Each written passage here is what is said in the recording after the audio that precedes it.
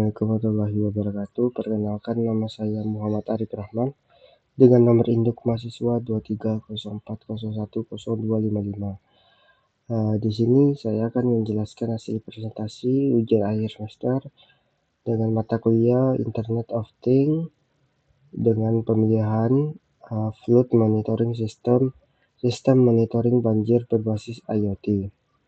Oke, langsung lanjut ke materinya. Untuk pertama itu latar belakangnya mengapa flood monitoring diperlukan. Di sini untuk masalahnya itu banjir dapat terjadi akibat hujan tinggi, luapan sungai, dan drainase yang tidak memadai. Keterbatasannya itu pemantauan manual bergantung pada petugas dan tidak selalu memberikan data secara real time. Ini untuk solusi IoT-nya itu sensor mengukur level air, data dikirim melalui jaringan, kondisi ditampilkan, alarm aktif saat melewati ambang. Oke, lanjut. Tujuan sistemnya itu target utama yang ingin dicapai. Untuk monitoringnya itu memantau ketinggian air secara berkala dan terpusat, kemudian peringatan dini, mengklasifikasikan normal, waspada, dan bahaya, aksi otomatis, mengaktifkan buzzer atau indikator ketika level bahaya terdeteksi. Data historisnya itu menyimpan data untuk evaluasi dan analisis pola banjir. Kemudian arsitektur sistem IoT, atur end-to-end flood monitoring. Yang pertama itu sensing, water level sensor membaca ketinggian air. Yang kedua edge, MCU atau ISP32 menjalankan logika ambang dan mengemas data. Yang ketiga network, access point atau gateway, terus router meneruskan data. Yang keempat platform, server atau database menyimpan dan mengolah data. Yang kelima usernya itu dashboard menampilkan status grafik dan alarm. Kemudian sensor dan aktuator. Di sini komponen lapangan dan fungsinya. Water level sensor mengukur ketinggian air sebagai data utama sistem. Rain sensor opsional mendeteksi kondisi atau aktivitas hujan. LED indikator status normal, waspada atau bahaya. Kemudian buzzer atau sirine, alarm lokal ketika level air melewati batas bahaya. Kemudian edge device dan gateway, pemrosesan di dekat sumber data. Edge device ISP32 atau MCU membaca sensor dan menjalankan aturan ambang tanpa harus menunggu server. Kemudian gateway, access point atau home gateway menghubungkan perangkat IoT ke jaringan. Router meneruskan paket antara jaringan IoT dan jaringan server. Manfaatnya itu mengurangi latensi dan memungkinkan respon alarm lokal. Kemudian protokol komunikasi, bagaimana data berpindah. Nah, di sini MQTT-nya itu publish atau subscribe yang ringan untuk telemetri IoT. HTTP atau HTTPS-nya itu digunakan untuk akses aplikasi dashboard atau HTTPS menambahkan enkripsi TLS. Kemudian TCP atau IP-nya itu menjadi dasar komunikasi end-to-end pada jaringan. Untuk Wi-Fi-nya itu menyedia akses nirkabel antara perangkat IoT dan gateway pada simulasi. Nah, kemudian database dan penyimpanan. Nah, data apa yang perlu dicatat? Nah, ini timestamp, waktu pengukuran. Device ID-nya itu identitas perangkat atau sensor, kemudian level sentimeter, nilai ketinggian air, status normal atau waspada atau bahaya, kemudian alarm, status alarm on atau off, kemudian dashboard monitoring. Nah, dashboard monitoring ini informasi yang dilihat operator. Live value-nya itu ketinggian air terbaru dan waktu pembaruan. Kemudian status card-nya itu normal, waspada atau bahaya. Kemudian trend chart itu grafik beban level air terhadap waktu.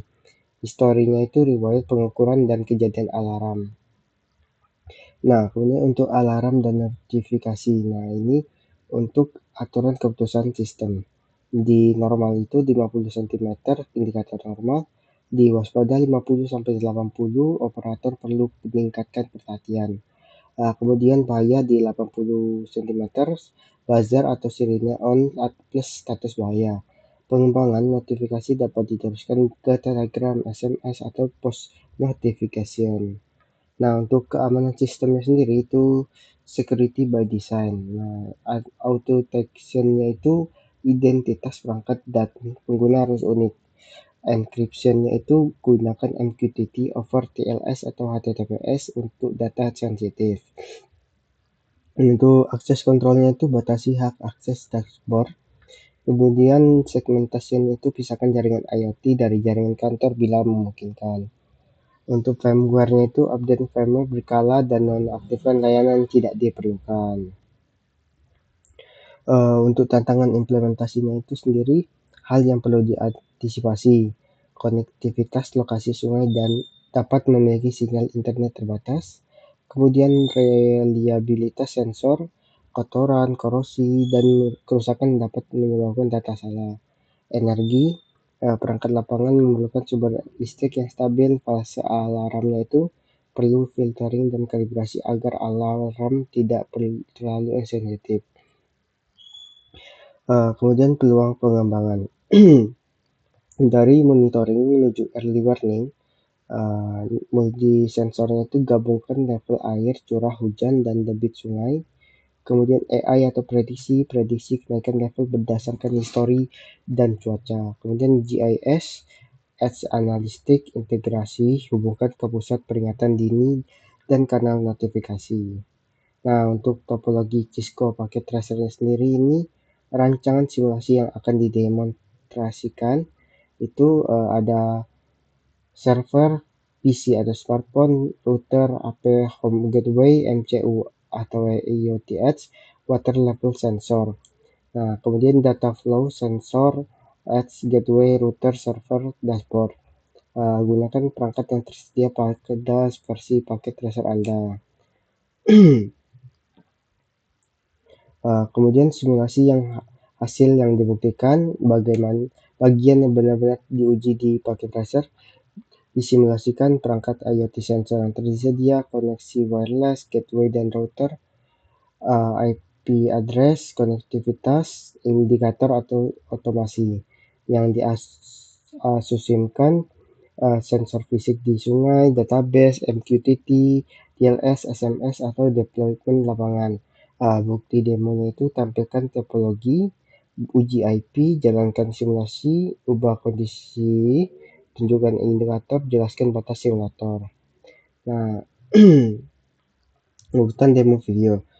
Yang pertama itu topologi, tampilkan semua perangkat dan jalur koneksi. Yang kedua konfigurasi, yang ketiga normal, keempat waspada, kelima bahaya, keenam kesimpulan. Jadi kesimpulannya itu IoT memungkinkan pemantauan ketinggian air secara otomatis dan terpusat. Sensing, sensor membaca kondisi air secara berkala. Connectivity, gateway dan jaringan mengirimkan data. Action, dashboard dan alarm membantu peringatan dini. Mungkin untuk PPT-nya sampai sini aja. Kita lanjut ke simulasinya.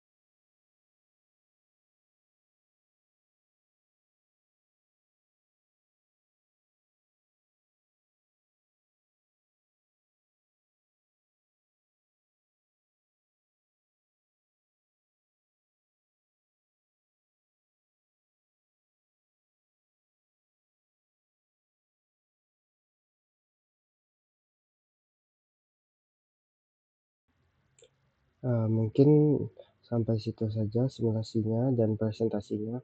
Apabila ada kurang saya mohon maaf. Wabillahi taufiq wal hidayah. Wassalamualaikum warahmatullahi wabarakatuh.